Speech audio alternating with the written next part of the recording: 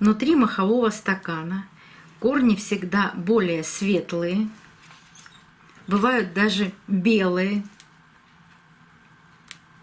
могут быть растущими, могут быть гнилыми, какими угодно. Тут непредсказуемо. Вот видите, белые корни, и это только лишь потому, что они были плотно закрыты мхом от света и не участвовали в фотосинтезе. А все корни, которые участвовали в фотосинтезе, светло-зеленые.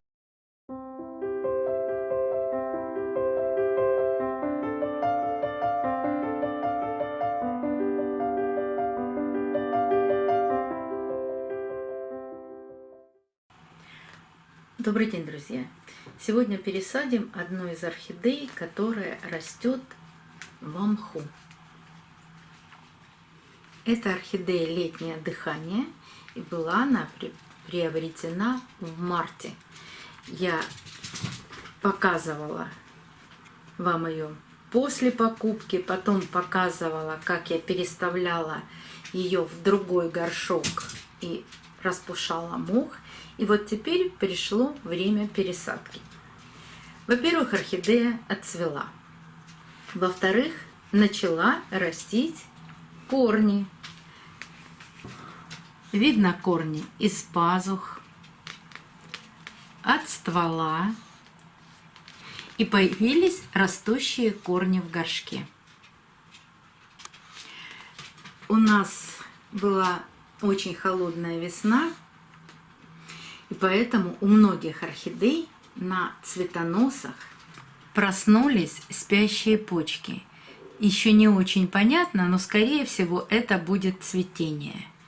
Но так как у нас сегодня уже очень жарко и лето не за горами, то я, не обращая внимания на эту почку, хочу пересадить орхидею. Летнее цветение обычно очень недолговечная, то есть всего месяц-два, и бутонов появляется при такой температуре очень-очень мало. Никогда не получается красивого пышного цветения, как зимой. Поэтому пересадка. И давайте из мха пересадим орхидею. Я вам покажу, как это делать. Если мох подсох и корни тоже сухие, то стоит орхидею буквально на 10 секунд вместе с горшком опустить в воду, для того, чтобы мох набрал небольшое количество воды. Для этого потребуется не больше 10 секунд. Не поднимайте никогда орхидею из такого стакана или кружки за цветонос и держатель цветоноса, потому что чаще всего орхидеи выскакивают из горшков.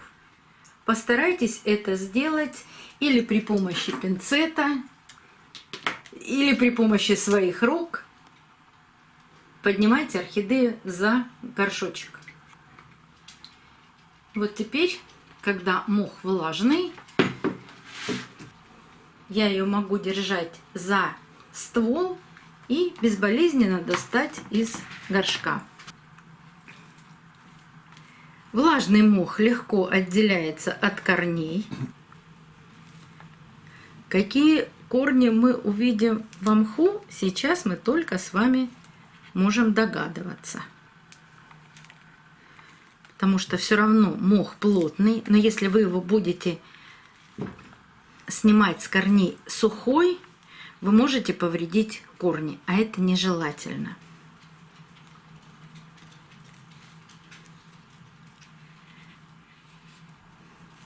Внутри мохового стакана корни всегда более светлые, бывают даже белые, могут быть растущими, могут быть гнилыми, какими угодно. Тут непредсказуемо. Вот видите, белые корни, и это только лишь потому, что они были плотно закрыты мхом от света и не участвовали в фотосинтезе. А все корни, которые участвовали в фотосинтезе, светло-зеленые, ну, темно-зеленые, в случае, если влаги было много, а в мху всегда влаги много, на корнях растут водоросли. И нам кажется, что они темно-зеленые. Вообще корни должны быть вот такие светлые, с зелеными кончиками. Это означает, что корень растет. Снимаю весь мох. Чем глубже, тем мох плотнее, спрессованный. Видно, что он очень сильно спрессованный. Аккуратно.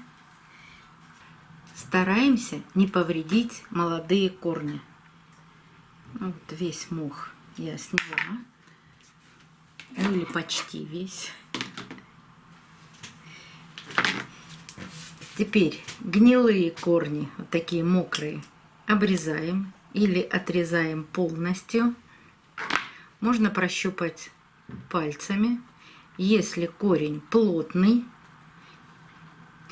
и не вот такой, а светлый, он живой.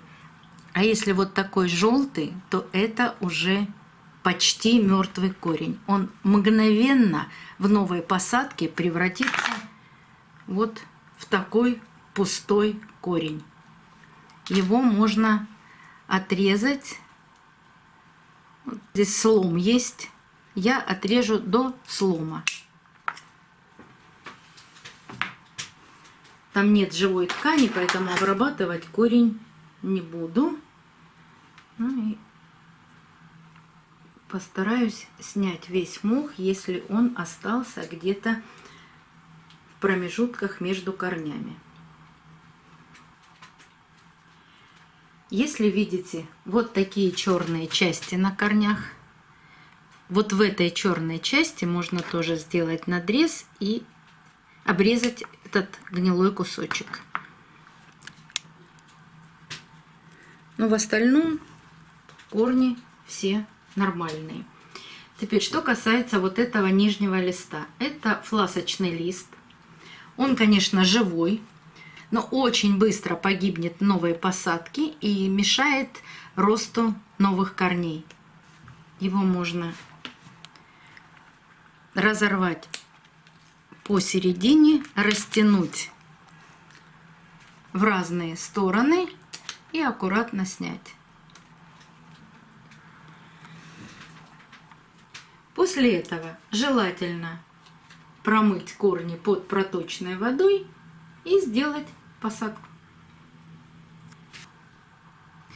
Если остались какие-то маленькие части мха, их можно и нужно тоже снять с корней. Теперь держатель цветоноса мне не нужен.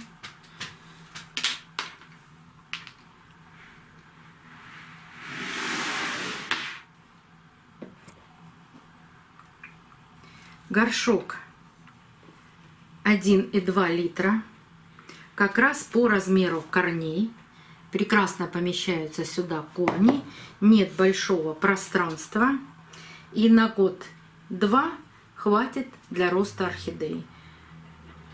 По мере того, как она будет расти, обзаводиться новыми корнями, я посмотрю, нужен ли ей новый горшок.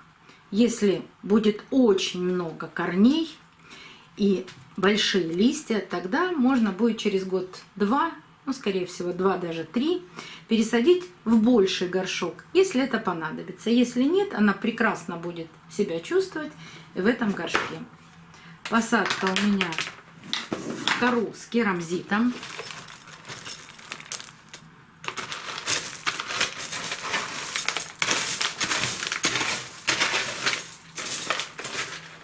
Придерживаю орхидею по центру горшка и засыпаю грунт.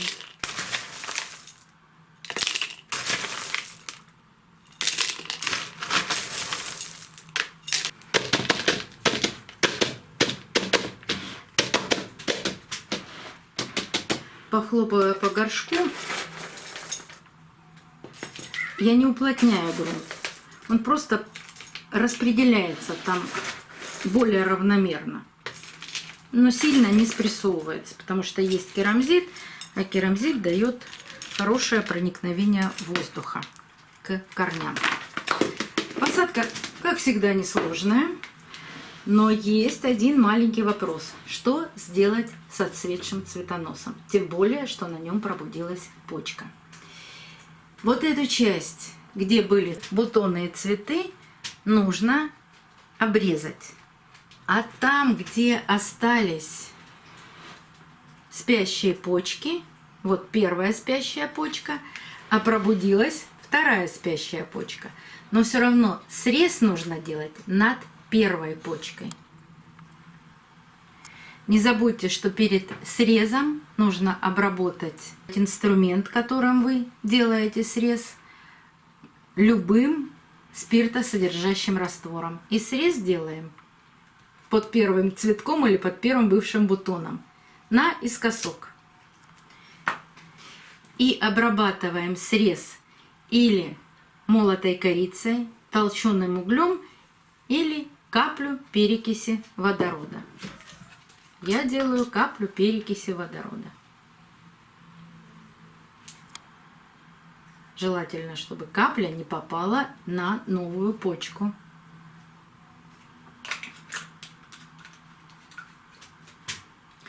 Как ухаживать за посаженным растением, тем более, что растение росло в мху? Точно так же, как за всеми остальными фаленопсисами. Смотрим на то, как быстро просыхают корни.